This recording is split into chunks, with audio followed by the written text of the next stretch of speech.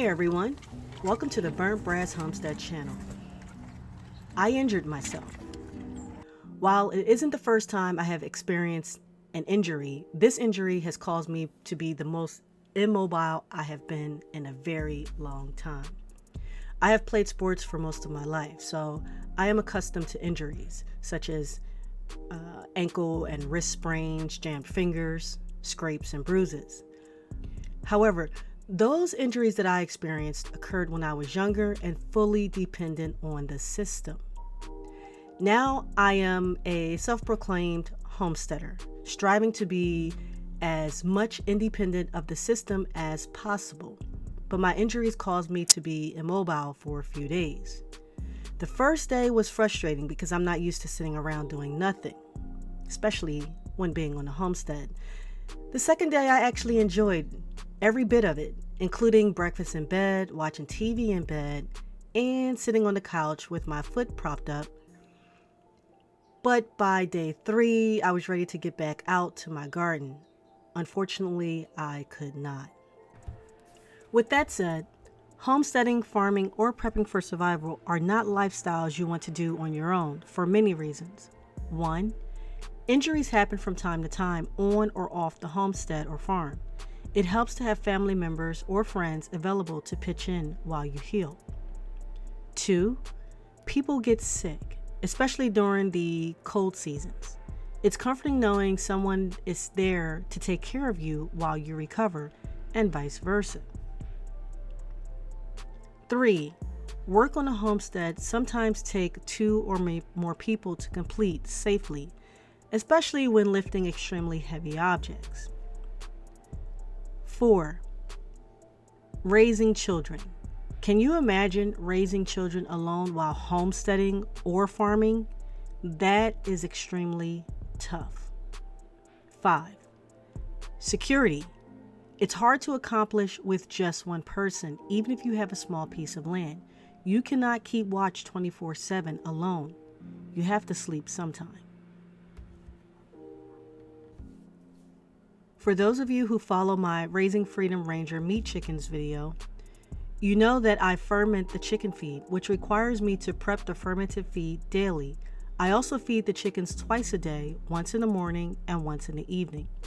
The 5-gallon buckets are a little on the heavy side when they are full in the morning.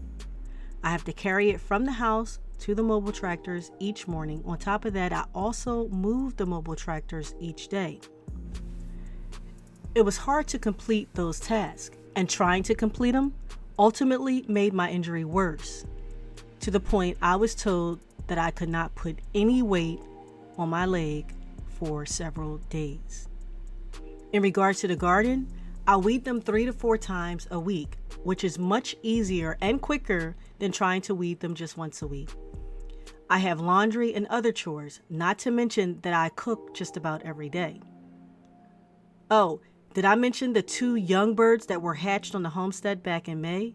Yep, they need to be taken care of as well. And yes, I work a full-time job. But the injury didn't impact that since it is a desk position.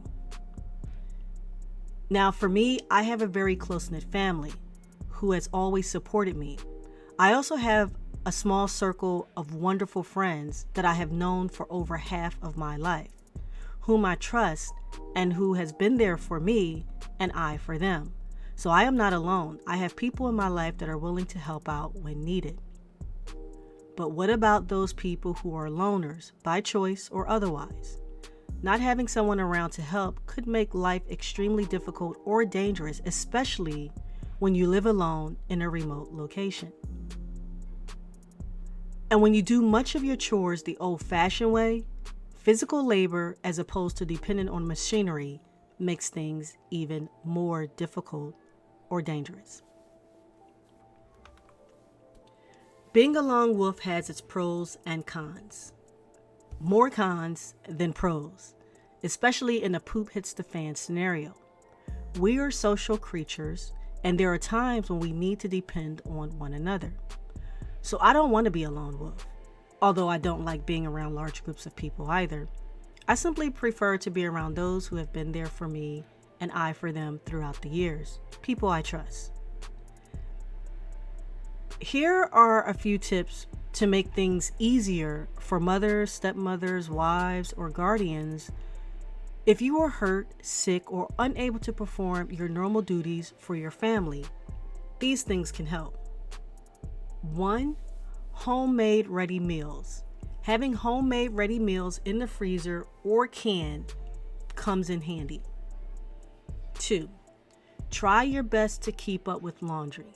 The last thing you want is to have 5 loads of laundry waiting for you after you recover. 3. Ready-made healthy snacks for the little ones, such as fruit roll-ups or healthy frozen finger snacks for them like peanut butter chocolate bars. 4. Schedules are important to maintain normalcy. I am adamant about education so the young ones know to do their studies before play. I never even had to ask them or say anything. They just did it out of routine. 5. If you have children, get them involved in chores with you as they grow up. They are extremely anxious to help when they are young, and it becomes part of their lives as they grow up. Have patience with them as they will mess up and they will double or triple the amount of time to complete a simple task. But think of it as time that you spend with them, and at some point, they will be great contributors to the household, farm, homestead, business, or whatever. By the way, I am doing well now. I am 100% back to being able to perform all of my chores, and I am excited about it. There is no residual pain. I am back to normal. I hope that you have enjoyed this video and it proved useful to you. Please like, share, and subscribe to help this small channel to grow.